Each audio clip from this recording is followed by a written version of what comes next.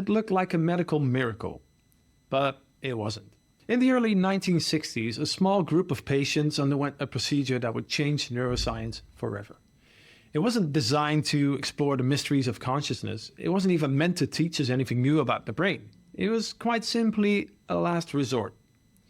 These patients suffered from severe drug-resistant epilepsy. But what exactly is that? Well, epilepsy is a neurological condition where sudden bursts of electrical activity in the brain disrupt normal function.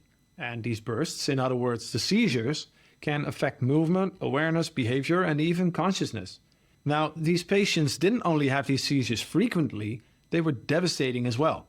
They could start without warning and rapidly spread across both hemispheres of the brain, causing full-body convulsions and loss of consciousness. Some people had them dozens of times a day, making normal life impossible. And because drugs didn't have the desired effect, surgeons took a radical step. So what exactly did those surgeons do? Well, they severed the corpus callosum, which is the interconnecting area of the brain consisting of around 200 million nerve fibers that connect the left and right hemispheres of the brain. And the goal was simple: preventing seizures, basically electrical activity, from jumping from one hemisphere to the other. And the operation worked. The seizures didn't stop entirely, but they stayed contained. And the electrical storm could still rage, but only on one side of the brain. To everyone's surprise, the patients appeared fine. They could walk, talk, laugh, remember, and their personalities were completely intact. And for a while it looked like a medical miracle. But it wasn't. Because on the surface the brain seemed untouched. But underneath, something rather strange was happening. The two hemispheres were still working, still firing, still alive. But now they could no longer speak to each other.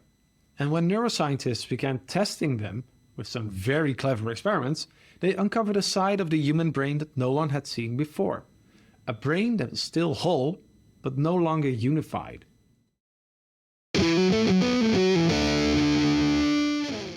So how do you test a brain that's been split in two? Well, you can't exactly ask it to describe how it feels because, as it turns out, only half of that brain can speak. So here's how researchers like Roger Sperry and Michael Gazzaniga figured it out. They designed experiments that took advantage of a simple but strange fact about the visual system. When you look straight ahead, your field of vision is divided. You're probably familiar with that. And everything you see on the left side of the visual field is processed by the right hemisphere of your brain. And everything on the right side goes to the left hemisphere.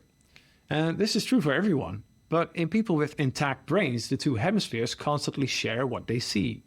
So you never really notice the split because the corpus callosum stitches it back together instantly. But for split brain patients, that stitching is gone. Each half of the brain is now working on its own set of information, and that's where things get interesting. Imagine this. A patient stares at a screen, eyes locked on a fixed point in the center. Suddenly a word, let's say spoon, flashes on the left side of the screen. Because of the way the brain is wired, that word travels to the right hemisphere. But there's a catch. In most people, the left hemisphere controls speech. And the right hemisphere, well, it can still see, it can feel, it can understand, but it can't talk. So when a researcher asks, "What did you see?" the patient says, "Nothing." Okay, so that's weird. But now the researcher gives a different task, which is reach under a screen and feel a couple of hidden objects. Use your left hand to find the one that matches what you just saw. And the patient reaches out and picks up the spoon without hesitation. Because the right hemisphere of the brain saw the word, and it understood it, and it acted on that knowledge, completely outside of conscious awareness. And the other half, the part that talks, that explains and that answers questions, it was completely in the dark. What you're seeing is two separate streams of consciousness, one that knows and one that speaks. And in these patients, there's no longer any communication between them. So that means you can be aware of something and at the same time not be aware that you're aware of it. Yeah, you heard that right. After this absolutely bizarre result, researchers were obviously keen to do more experiments. So they did. And if the previous experiments revealed a strange kind of disconnection, what came next revealed something even more unsettling. In one of Gazzaniga's most famous tests, A split brain patient was shown two different images at the same time, and one in each half of their visual field. So imagine this. To the right visual field, which goes to the left hemisphere, the patient saw a picture of a chicken claw. To the left visual field, processed by the right hemisphere, they saw a snowy house and a shovel. Then the patient was asked to point to two related pictures from a selection placed in front of them. And with the right hand, which is of course controlled by the left hemisphere, the patient pointed to a chicken. And the left hand, the patient pointed to a snow shovel. So that makes sense considering the previous experiment, because both hemispheres experience a different reality. But here comes the fun part. When asked why they picked the shovel, the patient didn't say, "Oh, I saw a snowy house."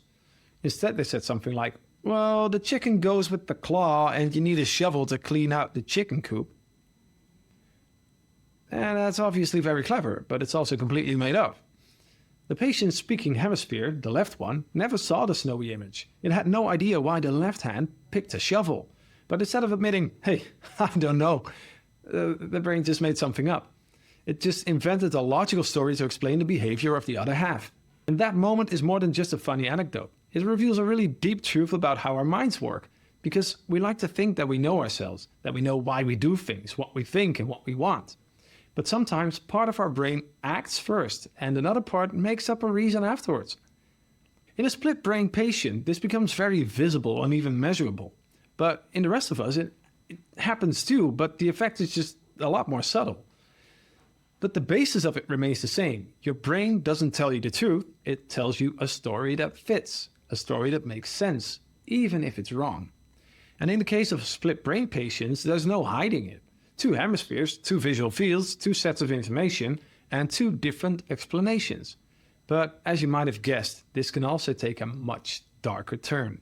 It started with small things. A left hand closing a book that the right hand was trying to read. A shirt being buttoned with the right hand, then unbuttoned by the left. Annoying, maybe. Amusing, sometimes, maybe. But then things got out of hand, quite literally. Because some patients described moments where their left hand acted without their consent. One woman said she would reach out to grab something and her other hand would slap it away. That's weird. Another reported her left hand would occasionally hit her own face, and pretty hard as well. Then she reportedly called it her angry hand, but it wasn't really rage, it wasn't really emotion, it was just action without awareness. And these weren't seizures and they weren't tics, they were intentional, goal-directed behaviors carried out by a hemisphere that could no longer speak and no longer ask permission. Psychologists called it intermanual conflict. But what it really looked like was a body at war with itself. One hemisphere wanted one thing, the other hemisphere didn't agree, and neither side had the full picture. So imagine making breakfast and your right hand reaches for the cereal and then your left hand moves it away and you feel annoyed, but not because you're undecisive, but because there are two decision makers, both inside of you, acting independently. Psychologists called it intermanual conflict. But what it really looked like was a body at war with itself. One hemisphere wanted one thing, the other hemisphere didn't agree, and neither side had the full picture. So imagine making breakfast and your right hand reaches for the cereal and then your left hand moves it away and you feel annoyed, but not because you're undecisive, but because there are two decision makers, both inside of you, acting independently.